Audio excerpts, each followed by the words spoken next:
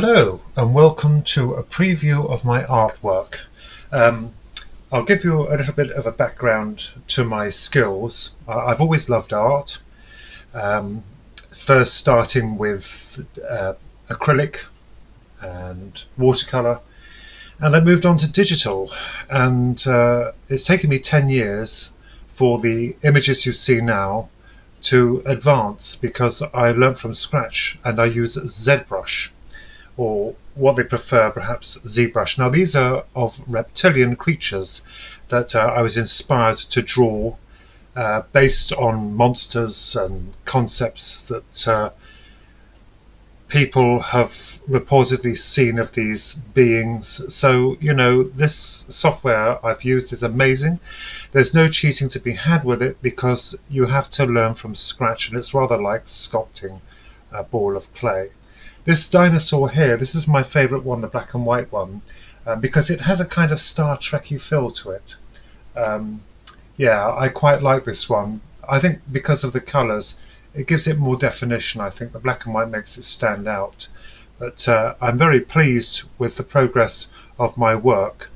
And I know that AI art has come about, but the trouble with that is there's nothing wrong with it. You know, if people prefer that, then that's okay with them. I mean, I don't have any hang-ups about it, but you can't get always what you want, so I have the advantage of creating what I want. But they do take absolutely hours and hours to produce. This one here is of a priest being accosted by demons, because I was influenced, I don't know why, I just felt inspired to do a piece on demons. And when I posted these up on my Facebook page, my goodness, did I get some flack. One gentleman said to me, "Your images are hideous." Well, I didn't respond to that, but this picture here is quite a good one. This is quite dynamic, of the demon looking aloof, and I think the lighting is captured very well with him in that sense. And this is the image I got flack for. This is the one that caused the controversy. So, but I love it. I mean, that reminds me of a Ray Harryhausen type of feel, you know, from his own movies or his brilliant sketches he did, because he has been an inspiration to me, as he has many other people. This is a model of a mechanical dog my brother and I created in '93, just to prove that I don't cheat or use any kind of AI software to produce these images. His name is Magnus, and he was copyrighted back in 1993. He started off when I was doing pencils and pens of him as a failed comic strip idea. We tried some other tabloids at the time and they rejected it. One of them was very nice. They responded and said that, you know, you have to go back to the drawing board and see what's in vogue. So basically he was just too dynamic.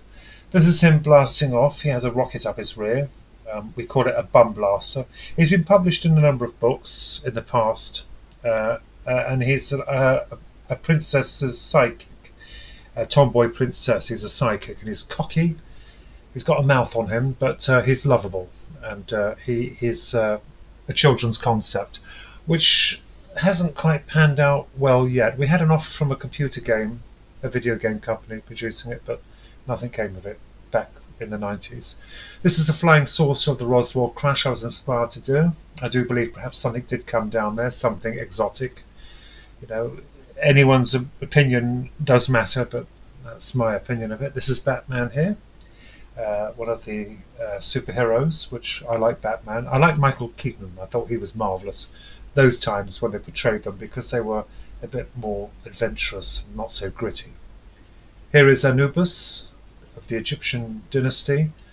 As I said, I just feel inspired to do these things. You know, people, some of them have asked for work to be done for them, which I've completed. This is the Masters from the Tripods. I was inspired to actually do my own concept of the Masters from the Tripods trilogy by John Christopher, and I thought they were quite marvellous. I've read all the books, you know, of the Tripods. And this is The War for Worlds by H.G. Wells, inspired piece I did.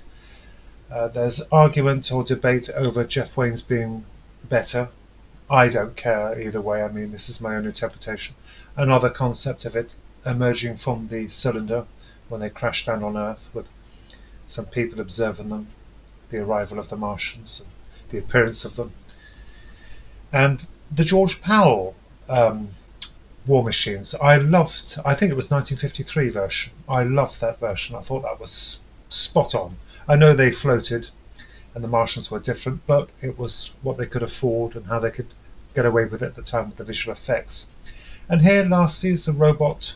I developed a robot butler, and that's my preview of the artwork.